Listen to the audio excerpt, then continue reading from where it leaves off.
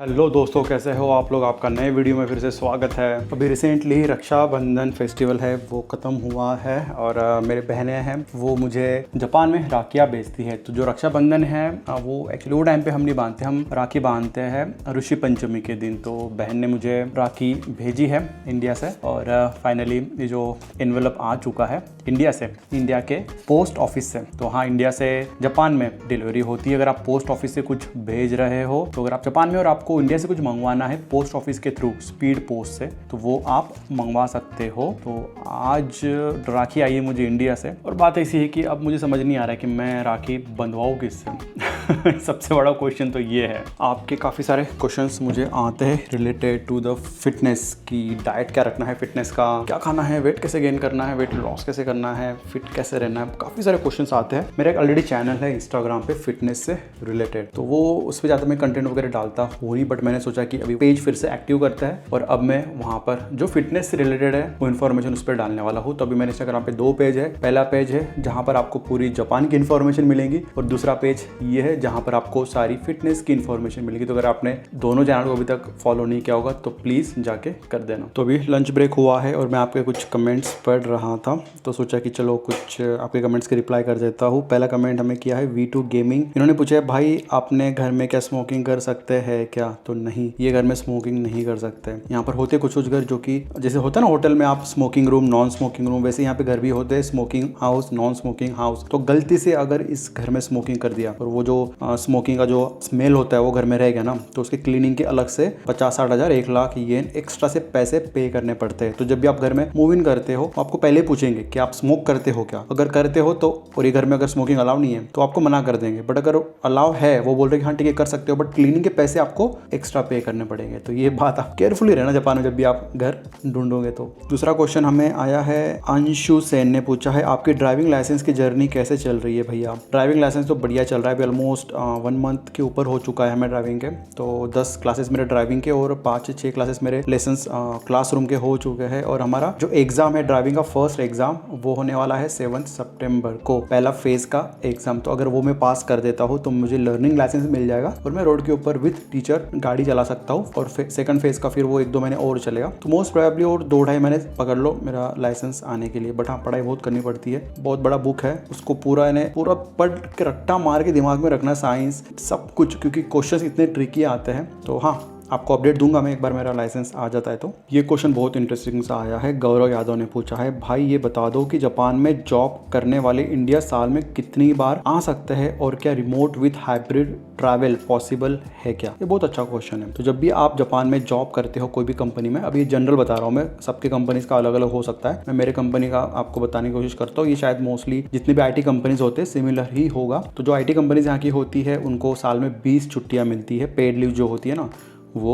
साथ में जो 5 छुट्टियां होती है वो स्पेशल ओकेजन, अगर आपकी शादी हो रही है, आपके घर में कुछ फंक्शन है, आपको बेबी हो रहा है, कुछ हो रहा है, वो 5 स्पेशल छुट्टियां होती है वो आप ले सकते हो। तो ऐसे 25 छुट्टियां होगी। इसके अलावा समर वैकेशन, विंटर वैकेशन और बीच बीच में नेशनल हॉलीडेज बहुत चलते रहते हैं। तो बहुत सी छुट्टियां आपको मिलती है। तो अगर आपको इंडिया जाना है तो यहाँ पे 2 किस्म के देखे मैंने इंडियंस, जो मेरे जैसे होते हैं वो सारी छुट्टियाँ जमा करते हैं एक साथ में और फिर पूरी छुट्टियाँ लेके इंडिया जाते हैं 1-1.5 महीने के लिए, क्योंकि मेरे कंपनी में अलाउ है, मैं ले सकता हूँ बहुत ज़्यादा छुट्टी एक साथ में और फिर मैं मेरे कंट्री में जा सकता हूँ परमिशन लेके मेरे बॉस की। अब कुछ ऑफिस में ऐसा होता है कि वो इतनी लंबी छुट्टी नहीं देते, तो आपको फिर 1-2 हफ्ता छुट्टी लेके वापस आना पड़ता है। कभी कभी ऐसा भी होता है कि वो आपको इंडिया जाके परमिशन दे देंगे कि भाई वहाँ जाके भी आप काम करो, 1-2 हफ्ते छुट्टी लो और फिर बचा हुआ काम आप वहाँ से करो। ऐसा भी हो सकता है depending on your team, your manager, your department. मेरे केस में मैंने एक्चुअली लास्ट टाइम पूछा था कि मैं अभी 2 महीने की छुट्टी लेके जा रहा हूँ तो मैं क्या करूँ, यानी मैं वहाँ से काम कर सकता हूँ अगर प्रोजेक्ट था। तो उन्होंने बोला नहीं आप जाओ, रिलैक्स करो, फैमिली के साथ में रहो, काम करने की जरूरत नहीं है और आने के बाद फिर से ज्वाइन कर देना। तो डिपेंडिंग ऑन आपका ऑफिस, आपका मैनेजर, आपको छुट्टी मिल जाएगी, आप इंडिया जा सकते हो।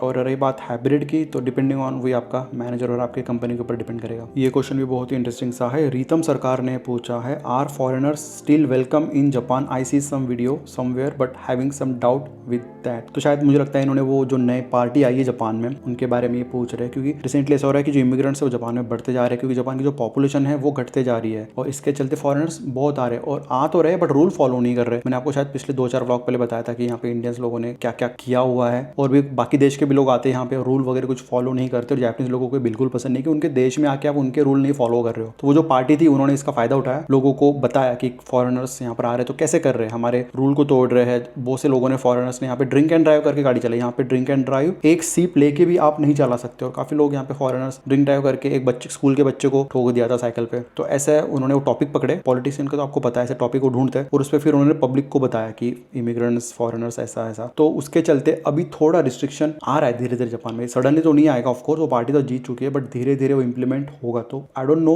कि फ्यूचर में शायद हो सकता है कि वेलकम तो हो गए फॉरेनर्स को, बट थोड़े रिस्ट्रिक्शन, वीजा रिस्ट्रिक्शंस वगैरह लग सकते हैं। ये क्वेश्चन भी बहुत अच्छा पूछा है इन्होंने। गाय कोकू ने पूछा है, भैया आपको जो कंपनी ने इंटरव्यू के लिए बुलाया था तो उसका खर्चा क्या कंपनी ने दिया था क्या? तो हाँ, जब मैं जापान में आया था फर्स्ट टाइम मेरा इंटरव्यू देने के लिए, तो कंपनी ने पूरा मेरा खर्चा उठाया था रहने का, खाने, क्योंकि मेरे पास उनके पैसे थे नहीं वो टाइम पे कि मैं फ्लाइट और रहने का खर्चा जापान में उठा सकूँ। तो उन्होंने ही पूरा अरेंज किया था। That's why I could come for the interview here. एक हफ्ता में यहाँ रुका, मेरा 5 दिन पूरा इंटरव्यू चला और अच्छी बात यही थी कि कंपनी ने मेरा खर्चा उठाया तो ही मैं आ पाया, वरना मैं खुद से तो शायद उतना पैसा था नहीं, तो शायद फिर पॉसिबल नहीं हो पाता था मुझसे। कुछ दिन पहले मैच चल रही थी इंडिया और इंग्लैंड की टेस्ट मैच, वो मैंने देखा, इंडिया जीत चुका था। मैं रात के 2 बजे तक 2-3 बजे तक यहाँ पे मैच देखा था और मुझे काफी सारे पर्सनल इंस्टाग्राम पे डीएम भी आए थे, कमेंट आए थे कि भाई आप जापान में रह के इंडिया की मैच कैसे देख पा रहे हो। तो इसका सोल्यूशन है वीपीएन। मैं वीपीएन यूज करता हूँ। मैं जब ट्रैवलिंग भी करता हूँ तो मैं होटल में रहता हूँ और मेरा लैपटॉप मेरे साथ में होता है, तो जो मेरा डेटा है वो सेफ नहीं होता है। अगर आप पब्लिक वाईफाई से कनेक्ट कर देते हो, जापान में भी अगर आप पब्लिक प्लेस में ट्रैवल करते हो तो आपका डेटा सेफ नहीं होता है लैपटॉप में या फोन में। तो जब भी मैं ट्रैवल करता हूँ तो मैं ट्राई करता हूँ कि मैं वीपीएन यूज करूँ ताकि मेरा डेटा सेफ रहे। तो मैं यूज करता हूँ नॉर्ड वीपीएन, जिसके थ्रू मेरा जो डेटा है वो भी सेफ रहता है और जब मैं जापान में रहता हूँ तो मैं इंडिया के कंटेंट एक्सेस कर सकता हूँ और जब मैं इंडिया भी ट्रैवल करता हूँ तो मैं जापान के कंटेंट उसको एक्सेस कर सकता हूँ। तो अगर आपका पर्पज है, आप ट्रैवलिंग ज़्यादा करते हो और आपको जापान का कंटेंट इंडिया में एक्सेस करना है, तो आई विल हाईली रिकमेंड कि आप नॉर्ड वीपीएन यूज करना, क्योंकि ये सेफ है,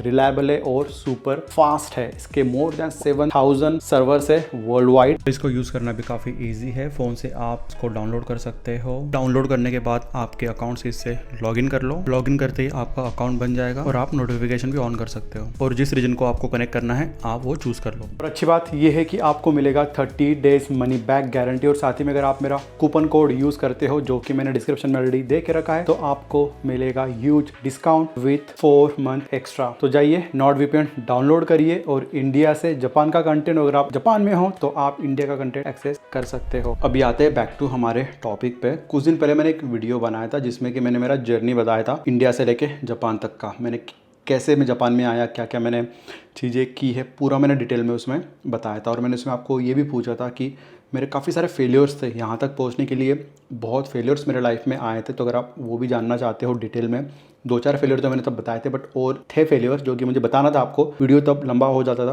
तो मैंने आपको पूछा था अगर आप जानना चाहते हो तो मुझे ज़रूर पूछना। तो मुझे काफ़ी सारे कमेंट्स भी आए थे कि हाँ उनको मेरा फेलियर जानना है, यहाँ तक पहुँचने के लिए मैंने क्या क्या फेलियर से मैं गुजरा हूँ। जितने भी फेलियर है मैं आपको, देखो मैं शर्माने नहीं वाला हूँ, क्योंकि ऑफकोर्स आप मेरे व्यूअर्स हो और आपको पूरा हक है मेरे बारे में पूरा जानने का, क्योंकि आपको मेरा लाइफ जापान में पता है, अभी मैं कहाँ पर हूँ, क्या कर रहा हूँ, मेरा काम क्या है, मेरा डेली शेड्यूल भी आपको पूरा पता है। तो आपको मेरे फेलियर्स भी डिटेल में पता होना चाहिए, तो ही हम एक दूसरे से कनेक्ट कर पाएंगे। उस वीडियो में मैंने आपको बताया था कि मेरा बैचलर डिग्री जब हो गया था तब मेरे पास में जॉब नहीं था और मैंने डिसाइड किया था कि मुझे मास्टर डिग्री करना है। तो मास्टर डिग्री करते वक्त एक्चुअली प्रॉब्लम ऐसा हो गया था कि मेरा फाइनेंशियल कंडीशन इतना अच्छा नहीं था। मैंने शायद बताया था कि मैं मिडिल क्लास फैमिली से हूँ, मेरा बैकग्राउंड इतना कुछ स्ट्रॉन्ग नहीं है और घर पे भी मुझे पैसे, जैसे होता है ना कि हम हॉस्टल में रहते हैं, घर छोड़ के रहते हैं, तो घर वाले पैसे गिन के देते हैं। जैसे घर का रेंट 2000, कॉलेज का फीस वो तो 6-6 महीने में आता था, बट मेस का, किताबों का और ट्यूशन्स का वगैरह, और जो हम ऑटो वगैरह में यूज़ करता था ट्रैवलिंग के लिए वगैरह, उसका पैसा तो गिन के पैसे आते थे। और मैंने कभी एक्स्ट्रा पैसे घर से नहीं मंगवाए कि मुझे दोस्तों के साथ घूमने जाना है, खाने जाना है, तो मैंने एक्स्ट्रा पैसे नहीं मंगाए थे। जितना मुझे मंथली खर्चा लग रहा है उतने में पैसे मंगाता था, तो मेरे पास पैसे बचते ही नहीं थे, तो बहुत बहुत ऐसे गुजारा करना पड़ता था। तो और मुझे पता है कि आप में से काफ़ी लोग अभी बाहर रह रहे हैं, हॉस्टल में रह रहे हैं, रूम करके 4 लोग, मैं भी 4-5 लोगों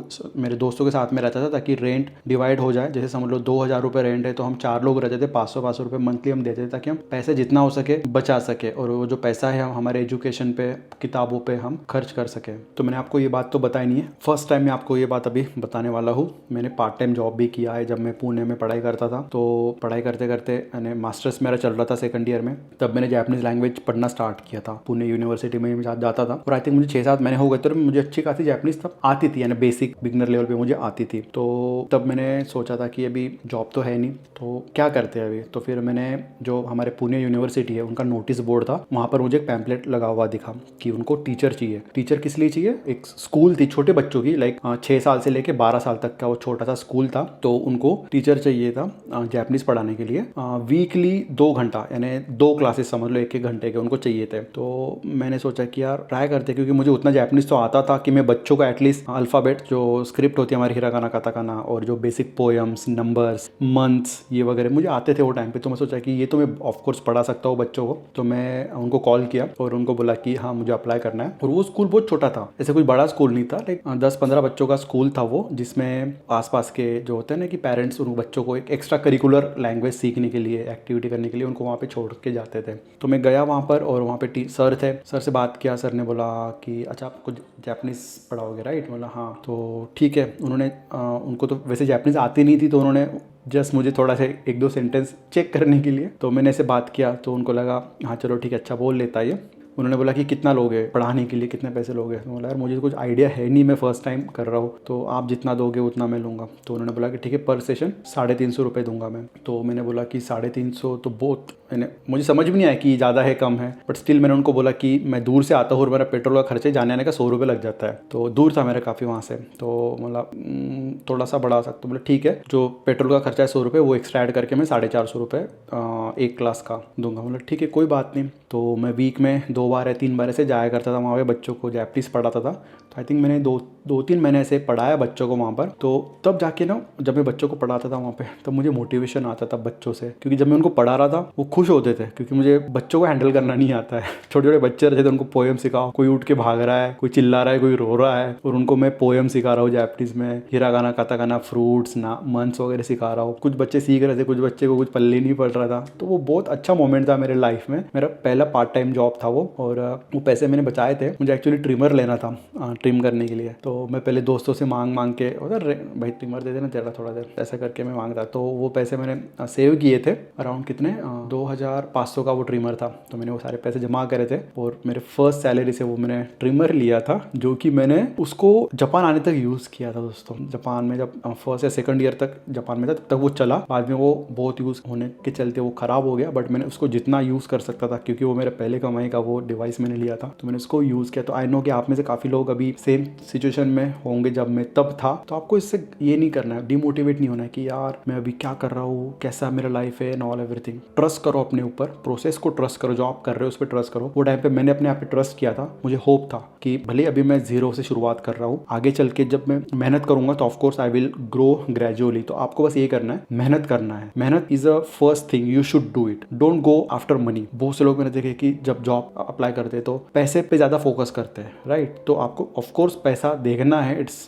must needed thing right now, but अगर आपको उससे ज़्यादा भी और ग्रो करना है लाइफ में तो आपको मेहनत करना है और सेटल नहीं होना है, ठीक है? अगर आपको कोई चीज़ मिल गया आप सेटल नहीं, चलो भाई अच्छा है अब हो गया हमारा, ठीक हो गया, आप कुछ नहीं करना लाइफ में, यही चाहिए था हमको, ऐसा मेंटेलिटी कभी नहीं रखना है। तो जब भी आप कुछ चीज़ कर रहे हो मेहनत करो और अपने आप पे ट्रस्ट रखो, और धीरे धीरे धीरे कुछ परसेंट तक आप अपने आप में ग्रोथ लाते जाओ, एंड डेफिनेटली आपको जो चाहिए लाइफ में, जो आपने एम बना के रखा है, वो आपको एक दिन ज़रूर मिलेगा। चलो ये तो हो गया, मैंने पुणे का किस्सा आपको बताया। बट यहाँ आने से, पुणे आने से पहले मैं हैदराबाद गया था 1 साल के लिए। तो मेरा जब बैचलर डिग्री हो गया था और मुझे मास्टर करना था, IIT से प्लान था मेरा करने का। बट वो टाइम पे ऐसा था कि मेरा एजुकेशन तो चल रहा था, ठीक ठाक पढ़ाई कर रहा था मैं, बट वही था कि गेट का मुझे कुछ एक्सपीरियंस था नहीं कि कैसा एग्जाम होता है, क्या होता है। तो मैंने सुना था कि जो एस एकेडमी है हैदराबाद में वो बहुत अच्छा है, ऐसे मैंने सुना था। और मेरे काफ़ी दोस्त चले गए थे वहाँ पे, जो प्लेस नहीं हुए थे वो सारे हैदराबाद चले गए थे एस अकेडमी में। तो मैं 2 महीने बाद में मुझे पता चला, एक दोस्त को कॉल किया मैंने, बोला कहाँ है भाई तू? तो बोलता है कि मैं हैदराबाद में हूँ, यहाँ पे मैंने वो गेट के क्लास लगाया।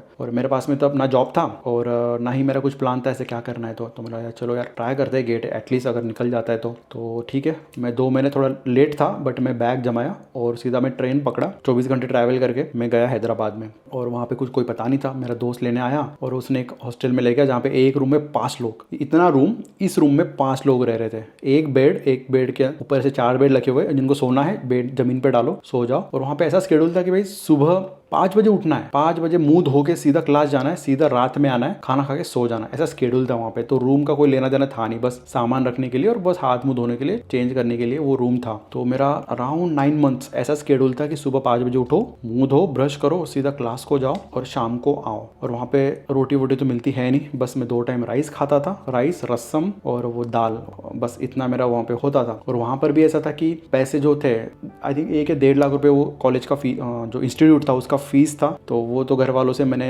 जमा, डैड ने थोड़ा अरेंज करके दिया था मुझे। तो जो रूम का रेंट, बाकी किताबों का खर्चा एंड ऑल एवरीथिंग, तो मैं ज़्यादा पैसे मांगता नहीं था घर से। और मेस का भी खर्चा, वहाँ पे थोड़ी एक्सपेंसिव मेस थी वो टाइम पे, तो इतनी भी नहीं थी, बट मुझे तब ज़्यादा महंगी लगती थी वो। तो मैं एक ही टाइम खाना खाता था वहाँ पे, क्योंकि नींद भी आती थी, क्योंकि पढ़ाई करना होता था लाइब्रेरी में बैठ के। तो ऐसे स्नैक्स खा लिया, केला खा लिया, ऐसा होता था। तो एक बार ऐसा हो गया था कि 2 दिन जो पैसे थे, डैड कहीं बाहर गए हुए थे और जो रूम का रेंट वगैरह था वो पे करना था, मंथ एंड आने वाला था। तो डैड को मैंने कॉल किया था कि डैड वो पैसे मंथ का रेंट वगैरह देना है। तो उन्होंने फिर बोला कि ठीक है, अभी मैं बाहर गाँव आया हूँ, 1 दिन बाद मैं जाके अकाउंट से ट्रांसफ़र कर दूंगा। मतलब ठीक है कोई बात नहीं। बट बात ये थी ना कि मेरे पास में खाने के लिए भी पैसे नहीं थे, सारे पैसे खत्म हो गए थे। तो रेंट का तो मैंने अंकल को बोल दिया था कि 1 दिन बाद में दूंगा, बट मेरे पास खाने के लिए पैसे नहीं थे। तो उसके 1 दिन पहले कुछ 10-15 रुपये थे मेरे पास में, वो मैंने क्लास में केले खाए थे। और फिर नेक्स्ट डे कुछ पैसे थे नहीं, तो सुबह तो मैं सीधा क्लास को निकल गया था। और सुबह दोस्त के साथ हम ब्रेक हुआ था तो खाने के लिए जा रहे थे सारे। तो मैं बोला नहीं यार भूख नहीं है, मैं क्लास में बैठ गया। और फिर शाम में मैं घर पे गया और मेरे पैंट पे मुझे मिले 5 रुपये। पता नहीं वो कहाँ से आ गए 5 रुपये। तो सामने ठेला था वड़ा पाव का, वड़ा पाव नहीं था एक्चुअली, वो हैदराबाद में कुछ और ही होता है, वो ब्रेड और कुछ टिक्की जैसा कुछ था। वो गया मैं वहाँ पे, वो एक, मैं तो वड़ा पाव ही बोलूँगा, पुणे में तो वड़ा पाव खा कि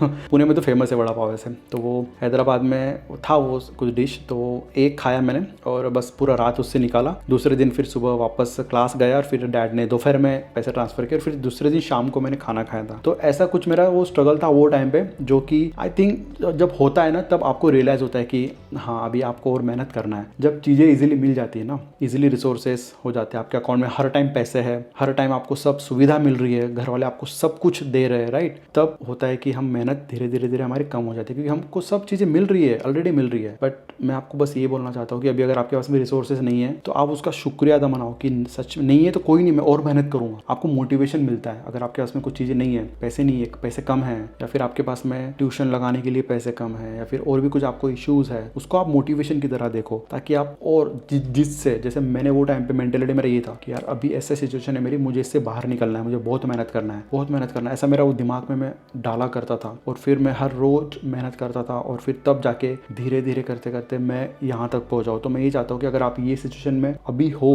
तो मैं तो बोलूँगा कि आप लकी पर्सन हो। अगर आप इसको सही तरीके से यूज़ करोगे ना तो अभी आप 100 गुना अच्छी जगह पे रहोगे आने वाले कुछ टाइम में। बट अगर आप इसको सही तरीके से यूटिलाइज करोगे इस एनर्जी को, अब ऐसा तो है नहीं कि जापान में आ गया मैं और सब कुछ ठीक हो गया, यहाँ पे बस लाइफ सेट हो गया। नहीं, मैं जब जापान में भी आया था तो मेरा मेंटेलिटी ऐसे था कि मैं सेटल नहीं हुआ अभी तक, बहुत लाइफ में और आगे बढ़ना है और बहुत सी चीज़ें करना है। तो जब मैं यहाँ पर भी आया था तो बहुत से प्रॉब्लम्स थे, पूरा कल्चरल चेंज था। मैं एक छोटे से गाँव से मैं जापान में आया हूँ, फर्स्ट टाइम पहले देश में आया हूँ। और यहाँ पे जैपनीज इतना अच्छा नहीं है मेरा, वो टाइम पे था N5 लेवल तक था मेरा, बट इतना अच्छा नहीं था। लोग यहाँ के नए थे मेरे लिए, खान पान में वेजिटेरियन होने के चलते कुछ खा ही नहीं पा रहा था। रेस्टोरेंट में जा रहा हूँ तो सैलड खा रहा हूँ, बस सैलड खाया जा रहा हूँ मैं रोज, पूरा वीकनेस बॉडी में भरा पड़ा। ऑफिस, पहले ऑफिस जाना पड़ता था, अभी तो चलो वर्क फ्रॉम होम है, वो टाइम पे ऑफिस जाना पड़ता था मुझे। सुबह उठो 6 बजे उठो, 7 बजे तक रेडी होकर निकल जाओ, 1.5 घंटा ऑफिस था मेरा दूर। और वो टाइम पे ऐसा था कि अगर 2 मिनट भी ऑफिस को लेट हो रहा हो ना, मुझे 1 घंटा छुट्टी अप्लाई करना पड़ता था। तो दौड़ दौड़ के ऑफिस जाना पड़ता था। शाम में फिर 7 बजे तक ऑफिस खत्म करो, घर आते आते मुझे 8:30 बजते थे। फिर खाना खाओ, खाना खा के फिर जिम जाता था मैं रोज। घर आते आते 11 11-12 बज जाते थे खाना वगैरह खा के, 1 बजता था सोने के लिए मुझे, वापस सुबह 6 बजे उठो। तो ऐसा मेरा रूटीन वो टाइम पे था। तो वो टाइम पे मेरा मेंटली थोड़ा ऐसा हो गया था कि यार मैं रोबोट तो नहीं बन गया हूँ, कितना मैं ऐसे रोबोटिक काम कर रहा हूँ। मुझे अच्छा लगता था कि स्केड्यूल में रहना, बट एक होता है ना कि एक लिमिट होता है, आप सेम चीज़ रोज रोज करते जा रहे हो। बट अच्छी बात ये थी कि सैटरडे संडे मैं थोड़ा रिलैक्स करता था, आराम करता था मेंटली, और मैं योगा वगैरह भी करता था और एक्सरसाइज करता था मैं वो टाइम पे, अभी भी करता हूँ, बट तब मैं थोड़ा और अच्छे तरीके से करता था। अभी तो कभी कभी ब्रेक भी ले लेता हूँ मैं, वो टाइम पे मैं रोज जाया करता था। तो वो मुझे कीप मूविंग ऐसा मोटिवेशन देता था, भली लाइफ में कितने भी प्रॉब्लम रहने दो, कीप मूविंग, ऐसा वो मेरा मेंटल स्टेट वो टाइम पे मैंने रखा था। और ऐसा भी हुआ था, एक मोमेंट ऐसा भी आया था कि मुझे वापस इंडिया जाना है,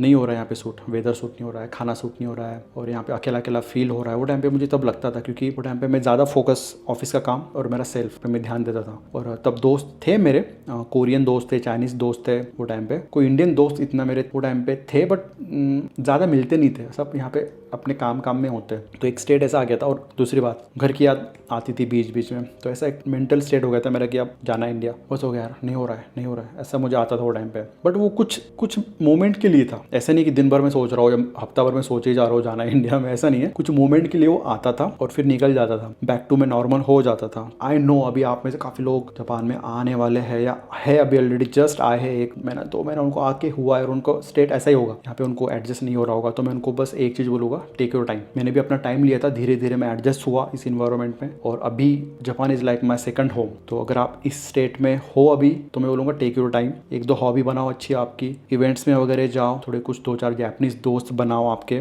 ज़रूरी नहीं कि रोज़ रोज़ मिलना है, बट वीकली पे अगर आप मिल रहे हो, हाई हेलो कर रहे हो, कुछ इवेंट्स में जा रहे हो, और कुछ एक्टिविटी करो, फिटनेस हो गया या कुछ यहाँ पे क्लासेस वगैरह लगाओ, म्यूजिक करो, कुछ तो करो, ताकि आप मेंटली अपने आप को बिजी रखो। ऑफिस का काम खत्म होने के बाद भी आप 1-2 घंटा हॉबी वगैरह आपकी कुछ भी होगी, उसमें आप थोड़ा इन्वेस्ट कर सकते हो, तो दैट विल हेल्प यू। सबसे बड़ा स्ट्रगल जो मैंने अभी तक जो फेस किया था जापान में आने तक, वो था मेरा कंपटीशन और चूजिंग राइट करियर पाथ। और मुझे लगता है आप में से काफ़ी लोगों का ये अभी स्ट्रगल, सेटबैक आपको ज़रूर होगा कि आपकी जो परसेंटेज है अभी कम है, और आप कैसे करियर पाथ बनाओगे आपका जापान में आने के लिए, किस करियर में आपको जाना है, कैसा आपका करियर आपको बनाना है। सेम क्वेश्चंस मुझे वो टाइम पे थे, मेरे कुछ इतने अच्छे मार्क्स नहीं थे, इंजीनियरिंग में मेरे 60% थे और मास्टर्स में अराउंड मेरे 70% थे। तो वो टाइम पे थोड़ा मैंने और पढ़ाई किया था, तो 70 आ गए थे मेरे। और जब मैं जापान में भी आया था तो यहाँ पर कंपटीशन बहुत ज़्यादा था। एक बात अगर आपको मैं बताऊँ, मैं जब जापान में आया था मेरे कंपनी में ऑलमोस्ट जितने भी इंडियंस थे मेरे डिपार्टमेंट में, वो सारे IIT के थे,